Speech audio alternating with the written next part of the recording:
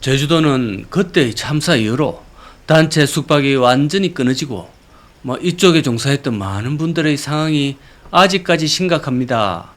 여러분 안녕하십니까? 반갑습니다. 강호발 제주의 소식 오늘도 전해드리고 있습니다.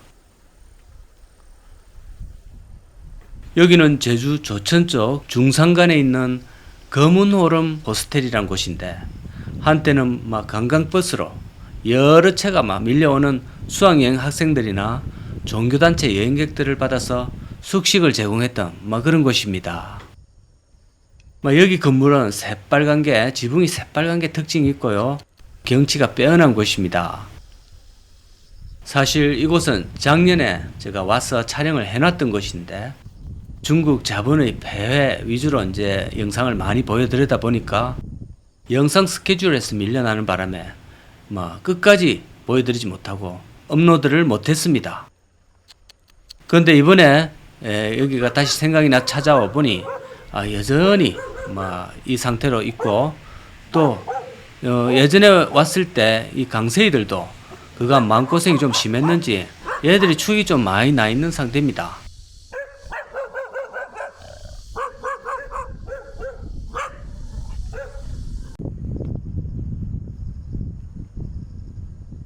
제가 작년에 하도 지스대가 가지고 다니던 제 객금과 오징어를 좀 많이 줬습니다.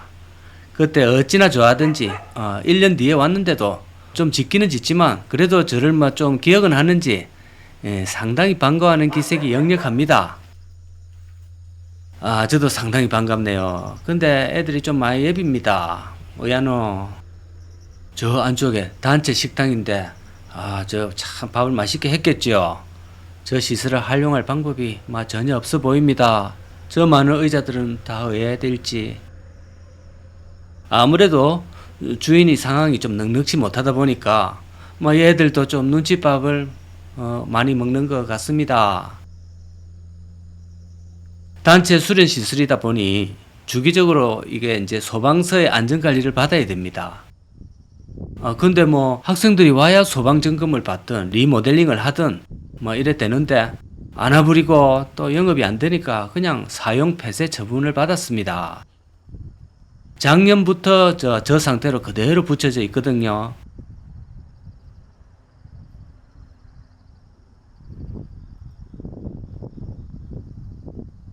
(2014년) 벌써 10년이 흘렀군요. 세월호 사건이 터지고 나서 사실상 이 제주로의 수학여행 발길은 거의 끊어졌습니다. 그래도 언젠가는 지나가겠지 하면서 또 4, 5년을 버텼더니 또 이번에는 코로나라는 역병이 습격을 하는 바람에 또 잃어버린 3년을 버텨야 됐고요. 그렇게 또 버티다 보니까 훌쩍 10년이란 세월이 흘러가 버렸습니다. 그래서 좀 나아지려나 이렇게 생각하고 있는데 지금은 또 어려운 경제 상황까지 닥쳐버려가지고 아직까지 아무것도 못하는 그런 상황인 것 같습니다. 세월호는 또 어떤 개인 선사의 그런 치명적인 안전 불감증과 이런 문제들이 얽혀서 발생한 문제인데 이것이 확대되어 가지고 이런 죄 없는 제주의 단체 숙박업까지 그 불꽃이 태어가 모조리 고사시켜버린 결과가 되어버렸습니다. 그 이후 제주뿐만 아니라 수학여행 자체가 사라지는 그런 상황까지 오게 됐습니다. 학교나 학교장 입장에서는 이런 큰 사건이 터지고 나서 국민적 공분을 사고 있는 상황에서 학생들을 단체 여행을 다시 시킨다는 것은 심적으로 상당히 부담스러운 일이 됐을 겁니다. 수학여행이라는 것이 학교 교과 과정의 그 강제가 아닌 이상 다들 그냥 생략하고 싶었을 것 같네요. 그거 하나만을 보고 이렇게 지어진 건물들은 이제 덩그렇게 이렇게 남겨지게 됐습니다. 활용 방안도 도저히 없고 또 심지어 이제는 학력 인구까지 급감하는 추세라 이제 수학여행이 예전의 수요를 되찾는다 하더라도 여기 몇 학교나 이곳을 방문하게 될지 기대하기 어려운 상황이 올시다. 수목이나 정원을 보면 관리가 잘 되고 있죠. 둘러보니 아마 여기 이제 주인분 갔는데 한 분이 아마 생활의 흔적이 있습니다. 차도 한 대 있고요. 작년에도 제가 이제 만나서 얘기를 좀 나눠보려고 쭉 한번 둘러봤습니다. 근데 만나지는 못했거든요. 근데 올해도 역시 제가 온 날 맛집도 안 계십니다. 강세희만 지금 계속 2회 연속 만나고 있습니다. 자, 여기 우리 항공기를 상당히 경계하면서도 또 신뢰가 좀 짙고 그럽니다. 저 강세희가.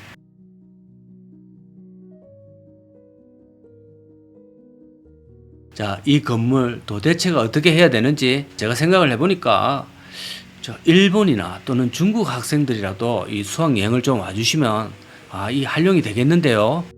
자, 이 방송 혹시 일본이나 중국의 교장 선생님들이 좀 보고 계신다면 이걸 좀 적극 참고해가지고 요거를 좀 한번 와주십사 이런 생각을 전하고 싶습니다.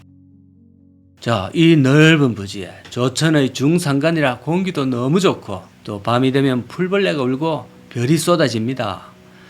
자, 학생들의 호연지기를 쌓기에는 최고입니다. 그나저나 저희 세대는 이 제주로의 수학여행은 정말 꿈도 못 꿨던 세대입니다. 제주는 엄연히 그 당시 해외였고 그 당시 제주는 한번 오려고 하면 일생에 한 번 있는 시집과 장가 이거를 가주시야 이제 신혼여행 정도 와주십니다.